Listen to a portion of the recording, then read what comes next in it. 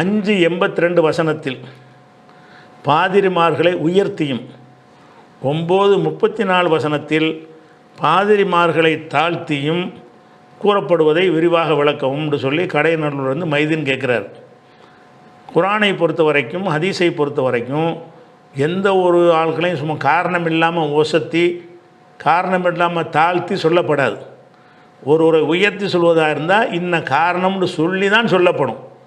அந்த காரணம் வந்து உயர்வுக்குரிய காரணமாக இருக்கும். தாழ்த்தி சொல்வதாக இருந்தால் இன்ன காரணத்தை சொல்லி தாழ்த்தப்பட்டிருக்கும்.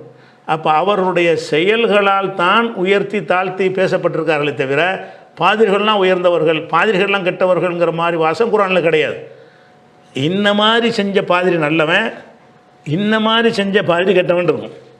அப்போ அந்த கெட்ட செயலை செஞ்சவன் கெட்டவன் தானே சொல்லுவோம். அப்போ குரானில் வந்து பொதுவாக ஒரு சாராரை ஒசத்தி, பொதுவாக ஒரு சாராரை தாழ்த்தி இருக்க கிடையாது. நீங்கள் சொன்ன வசனம் உள்பட, நீங்கள் சொன்ன வசனம் என்ன, 5:83 தானே சொன்னீங்க, 82 சொன்னீங்களா? அதில் என்ன வருது, அந்த ரசூலுல்லாவுடைய காலத்தில் அப்துல்லா இப்னு சலாம்னு ஒரு பாதிரியார் இருந்தார். அவரை சேர்ந்தவங்கள்லாம் இஸ்லாத்தை விளங்கி ரசூல்லாட்ட வந்து என்ன செய்கிறாங்கன்னா, ஒய்தா சமீபு மா உம்சிலையில் ரசூலி, ரசூலுக்கு அருளப்பட்டதை வந்து அங்கேருந்து வருவோம். முதல் வசனத்திலேருந்து 82லேருந்து வந்தால் இல்லை தஜிதன் அஷத்தன்னாசி அதாவத்தன், மூமின் மனிதர்களே ரொம்ப அதிகமான பகைமை கொண்டவர்கள், இல்லதி நாமனும் மூமின்களுக்கு ரொம்ப பகைமை கொண்டவர்களாக யகூதிகளை காண்கிறாய். ரசூலுல்லாவுடைய காலத்தில் யகூதின்னு இருந்தாங்க, நசாராவும் இருந்தாங்க. யகூதி தான் உண்ணாநம்பர் எதிரியாக இருந்தான். நசாராக்களோட எந்த ஒரு யுத்தமும் ரசூலுல்லாஹ் காலத்தில் நடந்ததே இல்லை. யகூதியோட தான் ஹைபரு, பனு குறைலா, பனு நுதைர் எல்லா போர்களும் யகூதிகளோடு தான் நடந்தது. அப்போ யகூதிகள் ரொம்ப எதிரியாக இருக்கிறாங்க. ஒல்லதின் அஷருக்கு, இணை கற்பித்தவர்களும் அந்த மாதிரி என்ன செய்கிறாங்க, பகைமையாக இருக்கிறாங்க. ஒல தஜிதன் அக்ரபகும் மவதத்தன், முஸ்லீம்களுக்கு ரொம்ப விருப்பமானவர்களில் நெருக்கமானவர்களாக இருக்கிறார்கள். அல்லதின காலும் இன்னா நசாரா, நாங்கள் நசாராக்கள்னு சொன்னாங்களே கிறிஸ்தவர்கள்னு, அவங்க நெருக்கமாக இருக்கிறார்கள். ஏன்னு கேட்டால் அவங்களில் வந்து இந்த துறவை மேற்கொண்டவர்களும் பாதிரிமார்களும் இருக்கிறார்கள். எந்தளவுக்கு இருக்கிறாங்கன்னு கேட்டால் அதை சொல்லிவிட்டு அடுத்த வசனம் வருது. இதான் நீங்கள் சுட்டி காட்டின வசனம். அடுத்த வசனத்தில் காரணம் வருது என்னென்னு கேட்டால், ஒய்தா சமீபமா உன்சிலையில் ரசூலுக்கு அருளப்பட்டதை அவர்களுக்கு செவியுறும்போது, குரானை செவியுறும் பொழுது தரா ஆயுரோகும் தஃபீல் மினத்தம்மை, அவங்களோட கண்கள்லேருந்து கண்ணீர் கொட்ட ஆரம்பிக்கிறது. மிம்மா அரஃபு மினல் ஹக்கை, சத்தியத்தை அறிந்து கொண்ட காரணத்தினால் கண்களில் கண்ணீர் வடிக்கிறார்கள். எக்கூலோட ரப்பனா ஆமன்னா பக்துமனா மாஷா, இது நிறைவாக நாங்கள் நம்பிவிட்டோம் என்று சொல்கிறாங்க.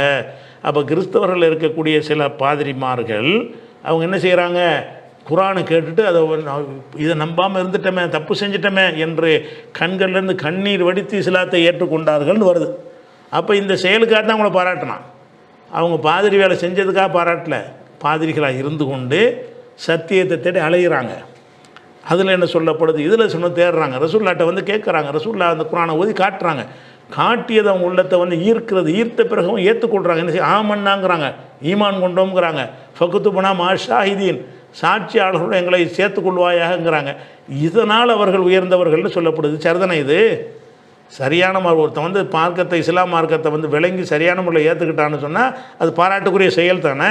அப்போ பாராட்டுக்குரிய செயலுக்காக அது பாராட்டப்பட்டதை தவிர பாதிரி என்பதற்காக பாராட்டப்படலைங்கிறது வந்து நீங்கள் சொன்ன வசனத்துக்கு அடுத்த வசனத்தை சேர்த்து படித்தா உங்களுக்கு விளங்கிடும்.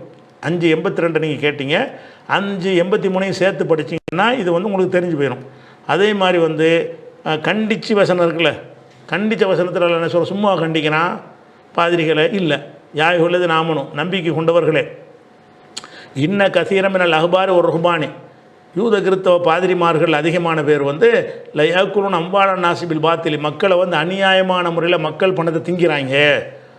இந்த 2 பாதிரிமார்களும் இப்போ நம்ம கத்தாம்பாத்தியா இப்போலாம் திதி தவசம்னு செய்கிறாங்கல்ல பிற மதங்களில், அந்த மாதிரி வந்து மக்கள் பணத்தை வந்து அநியாயமாக அந்த புரோகிதம்ங்கிற பேரில் வந்து எங்களுக்கு வந்து பங்கு கொடுக்கணும், 10ல் ஒரு பங்கை கொடுக்கணும், 5ல் 1 கொடுக்கணும் என்று சொல்லி அந்த மக்களுடைய பணத்தை அநியாயமாக சாப்பிடுகிறார்கள்னு சொல்லி தானே திட்டுறான். திட்டுற செயலுக்கு தானே திட்டுறானே தவிர அந்த பாதிரிங்கிறதுக்காக திட்டுறானா? ஒயசுத்துனான் சபையில் இல்லை, அல்லாவின் பாதைக்கு வருவதை தடுக்கிறாங்க. அந்த மக்கள் வர விரும்பினாலும் போய் தடுத்து போயிடுறதுங்கிறாங்க.